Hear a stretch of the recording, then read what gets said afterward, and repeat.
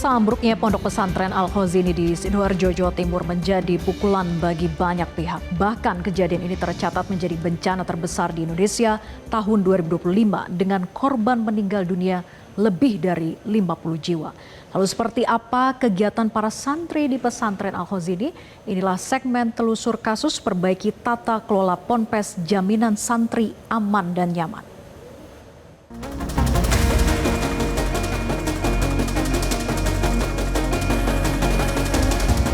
Platnya itu turun bersamaan dengan lantai 4, lantai 3, lantai 2. Turun ke lantai dasar. Tanpa rusaknya karena dia miring.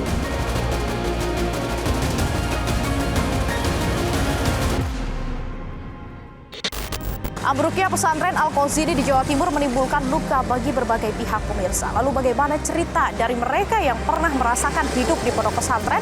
Ikuti penelusuran kami. Ambruknya pondok pesantren Al-Khazini di Sidoarjo, Jawa Timur menjadi pukulan bagi banyak pihak. Bahkan kejadian ini tercatat menjadi bencana terbesar di Indonesia pada tahun 2025 dengan korban meninggal lebih dari 50 jiwa. Kehidupan di pondok pesantren pun menjadi sorotan masyarakat. Tim Metro TV menemui salah satu alumni santri di Jakarta, Hasan. Ia menceritakan kehidupannya di pesantren. Kehidupan di pondok pesantren itu kalau sekarang saya rasakan setelah pulang atau setelah tidak mondok lagi, sungguh sangat menyenangkan. Meskipun di saat di pondok itu mungkin ada bahasa buili atau bercandanya seorang santri melebihi candaannya orang-orang yang mungkin kata orang, kok jahat sekali, padahal itu nggak jahat. Padahal itu ada candaan seorang santri yang dimana santri itu mempunyai rasa jauh dengan orang tua. Makanya melampiaskan jauh dengan orang tua, dia selalu sering bercanda. Yang tadinya santrinya diem, pemalu, tapi karena saking sama-sama jauh dengan orang tua, dia bercanda. Cuman kadang bercanda itu dia sebut bercanda kelewatan itu di saat orang yang dicandainya mungkin lagi nggak mood. Pengalaman yang tidak dilupakan adalah kita disuruh oleh kiai itu sangat bahagia sekali. Yang namanya guru itu bisa manggil untuk ngasuh anaknya, atau ngeberesin rumahnya, atau ngelapin mobilnya, atau nyuci mobilnya. Bentuk kegiatan lah, atau mungkin disuruh beli apa. Itu artinya kita selalu siap kapanpun, karena seorang santri itu senang sekali di saat dipanggil oleh guru. Karena santri itu banyak, nggak mungkin semua santri dipanggil, hanya khusus orang-orang yang tertentu yang mau dipanggil sama guru itu. Orang tua Hasan memiliki sebuah pesantren di daerah Purwakarta, Jawa Barat. Ia menyebut pendanaan pesantren berasal dari kantong pribadi. Masalah biaya nggak ada dipungut dari santri. Itu paling dipungut dari santri itu mungkin pas masuk. Itu pun bukan kiai yang minta, tetapi seorang lurah. Kalau di pondok pesantren itu ada namanya pimpinan yang paling atas, itu sebutnya lurah.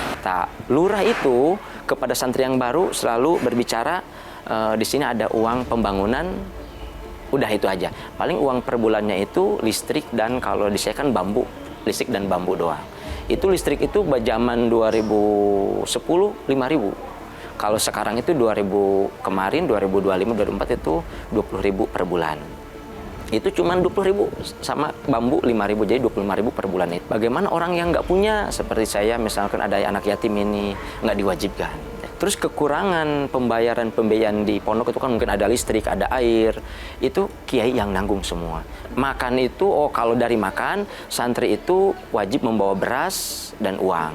Jadi setiap mau makan itu kita satu santri itu harus iniin 1 gelas. Bagaimana cara beli ikannya? Kita patungan 2.000.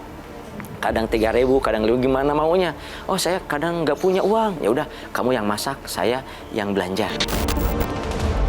Hasan juga menyoroti soal pemerintah yang mewajibkan pondok pesantren memiliki izin mendirikan bangunan atau IMB. Apalagi dari 42.000 ponpes di Indonesia, hanya 50 ponpes yang memiliki IMB. Nah, alhamdulillah kalau pondok pesantren Salafi itu rata-rata dari uang pribadi kiai, uang pribadi para ustadz atau guru-guru. Paling bisa ngebangun itu inisiatif seorang santri yang udah keluar, yang disebut alumni. Alumni itu nggak pernah ngobrol dengan kiai butuh biaya berapa, enggak. Atau kiai manggil alumni, sini alumni saya kumpul, saya butuh biaya, enggak pernah. Kiai itu pure ngebangun uang sendiri. Di saat ngebangun, alumni ngelihat ada di pondok itu ada pembangun, pasti itu alumni itu inisiatif sendiri. Nelpon alumni A, B, C, D, ini guru kita lagi ngebangun. Nah, disitulah ada kebersamaan. Nah, masalah IMB, kiai alhamdulillah pada punya IMB. Cuman pas di saat pembangunan enggak seperti kita mau ngebangun A, ngebangun C, enggak. Tetapi strukturnya kiai itu karena memikirnya untuk masa depan, untuk 20 tahun ke depan, 30 tahun, lebih paham dibandingkan orang yang mungkin bahasa, mohon maaf, mungkin dibandingkan yang udah ada tulisan ini kayaknya menurut saya sendiri lihat kurang bagus dibandingkan yang nggak ada. Karena kiai itu lebih jenius cara ngebangunnya, meskipun bukan lulusan arsitek, bukan lulusan sekolah, tapi dia lebih paham. Kenapa? Ini uang santri, ini amal jariah. Jangan sampai bangunan ini hancur gara-gara kurang, kekuatannya kurang. Bangunan tanpa IMB menjadi bom waktu bagi pondok pesantren. Kami kembali menelusuri penyebab ambruknya Ponpes Al-Khozini di Sidoarjo, Jawa Timur, termasuk dari sisi warga sekitar. 20 September 2025, sebuah insiden ambruknya musola di Pondok Pesantren Al-Khozini Buduran, Sidoarjo terjadi. Ambruknya musola ini menimpa ratusan santri yang sedang melaksanakan sholat asar. Kejadian ini terjadi ketika pukul 15 waktu Indonesia Barat dan tim SAR gabungan langsung melakukan operasi pencarian korban dan juga pembersihan puing. Secara resmi operasi SAR diberhentikan setelah 9 hari pencarian, di mana total korban ada 171, 104 dalam kondisi selamat dan 67 meninggal dunia termasuk body part. Bisa saya tunjukkan kepada Anda pemirsa bahwa musola ini ada di belakang terpal warna biru dan bangunan musola ini terdiri dari 4 lantai. Ketika insiden itu terjadi, bangunan di lantai 4 masih dalam proses pengecoran dan bangunan musola di belakang ini tersambung atau existing dengan bangunan utama di pondok pesantren. Ini adalah bangunan yang ada di depan Pondok Pesantren Al-Khozini Buduran Sidoarjo, terdiri dari 2 lantai yang berwarna hijau, sementara yang berwarna putih ini kalau kita lihat dari luar terdiri dari 3 lantai. Dan untuk menindaklanjuti insiden ini, pemerintah telah membuat satgas untuk mengaudit seluruh pondok pesantren yang ada di Indonesia.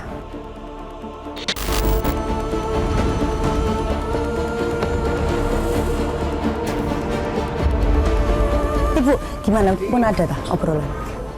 Enggak Nggak ada. obrolan. Enggak. Warga.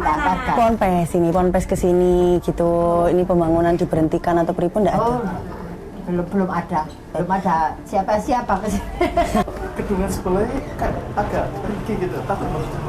Ya takut. Kalau yang paling merah yang depan berarti Pak nih, yang hijau, Iya, yang goyang. Ya. Enggak tahu kalau goyangnya.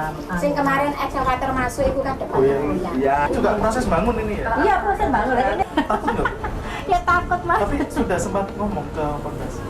Nggak pernah, sini orang sini protes nggak pernah. Yang selatan sungai diprotes sama orang kampung. Itu Kan ada pondok juga, pondok baru, pondok putri. Itu maunya kan mungkin ya ditambah lagi. Oh, terus keluarganya protes. Ini kan dempet banget sama tempat. Iya, dempet. Takut banget. Ya takut Mas. Takut apa? Ya takutnya kalau ada. Tapi menurut Bapak Ibu itu bangunan ini layak banget sih Mas? Ya bangunannya ya seperti ini Mas, bangunannya itu. Cuma terlalu lebar gitu loh. Penyanggae. Ya, penyanggai kan kalau di sini kan nggak seberapa lebar kan ya. Kalau yang di sana kan Lebar banget. lebar sekali. Kini puing-puing Ponpes Al-Khozini sudah disingkirkan. Kami melihat bagaimana kualitas sisa-sisa bangunan yang ambruk. Ternyata jauh dari kata layak.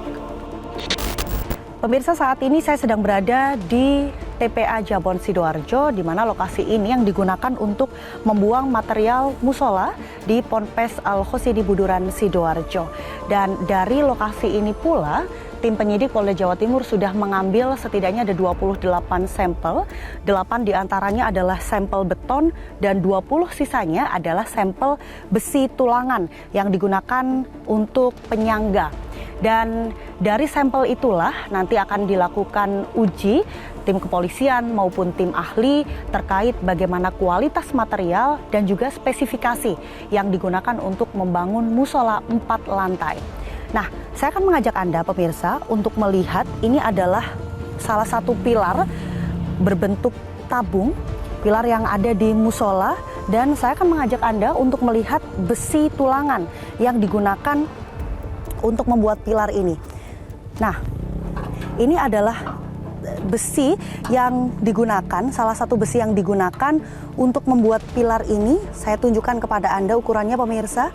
Nah, ukuran besi yang digunakan untuk membuat pilar, salah satu besinya ini tidak jauh besar atau tidak lebih besar daripada jari saya. Ini digunakan untuk melingkari dari pilar ini pemirsa. Nah, sedangkan besi yang lainnya ukurannya tampak sama dengan jari telunjuk saya. Kita akan menunggu bagaimana hasil uji yang dilakukan oleh tim kepolisian dan juga tim ahli untuk mengetahui bagaimana kualitas dan juga spesifikasi yang digunakan untuk membangun musola 4 lantai di Ponpes Al-Khosini Sidoarjo. Muji Irmawan, tim ahli struktur ITS menganalisa penyebab ambruknya Ponpes Al-Khosini. Platnya itu tidak rusak. Platnya itu turun bersamaan dengan lantai 4, lantai 3, lantai 2. Turun ke lantai dasar. Tanpa rusaknya karena dia miring. Galoknya lepas. Nah, dari situ maka keruntuhan bangunan itu saya sampaikan sekali lagi adalah merupakan kegagalan struktur. Kegagalan struktur adalah elemen-elemen strukturnya tidak mampu menerima beban. Elemen struktur utama, apa itu kolom dan balok. Jadi begitu kolomnya dan baloknya itu lepas, maka platnya langsung turun bersamaan. Kalau dia rusak itu ya paling rusak ke kiri atau rusak ke kanan dan sebagainya. Ini platnya masih utuh karena kegagalan elemen struktur atau orang simpelnya kegagalan struktur. Sementara Menteri Agama Nasaruddin Umar membenarkan Ponpes swasta mengalami kesulitan untuk merawat bangunan karena biaya. Yang mengelola madrasah dan pondok pesantren, 95% sekolah yang dikelola Kementerian Agama itu adalah swasta. Mungkin berbeda dengan Dikti dan Diknas, 95% negeri, ya kan? Tanahnya, bangunannya semua diselesaikan oleh negara. Tapi kalau pondok pesantren, 95% itu adalah swasta murni. Kita Kementerian Agama hanya memberikan sedikit sebatas anggaran yang ada di Kementerian Agama di madrasah itu. Meski begitu, Kementerian Pekerjaan Umum akan melakukan audit terhadap bangunan Ponpes di Indonesia. Anggaran kan selama ini sebetulnya Ponpes itu ada di Kementerian Agama ya. Cuman kan ini ke kondisi darurat yang di Sidoarjo pasti kita yang masuk. Kemudian sambil berjalannya waktu, mulai Senin kemarin kita sudah bikin hotline untuk semua. Kita akan menginfokan secara detail nomor berapa, WA berapa sih, kalau juga ada yang mau kita cek segera bisa kita nomor itu, kita akan tim akan segera langsung datang ke Ponpes. Bahkan Presiden Prabowo ikut angkat bicara terkait kejadian ambruknya Ponpes Al-Khosini. Menko Pemberdayaan Masyarakat Muhaimin Iskandar menyebut diminta melakukan audit dan memeriksa seluruh bangunan pondok pesantren di penjuru Indonesia. Kami akan membentuk satuan tugas pembangunan pesantren dimulai dari yang paling rawan. Dimulai dengan audit oleh pasukannya Pak Menteri PU. Audit kita lihat data dari pemerintah daerah, data dari masyarakat, bahkan kita buka hotline. Ambruknya tempat bernaung dan belajar bagi santri menjadi pukulan keras bagi seluruh pihak. Pengawasan dan tata kelola perlu segera diperbaiki agar kejadian serupa tak kembali terjadi. Ambruknya pesantren Al-Khosini menjadi momentum pesantren di Indonesia untuk berbenah. Bagaimana tata kelolanya agar tidak merugikan dan juga membahayakan para santri yang belajar di sana. Dari Jakarta, Tim Liputan Metro TV. Jelajahi cara baru mendapatkan informasi. Download Metro TV Extend sekarang.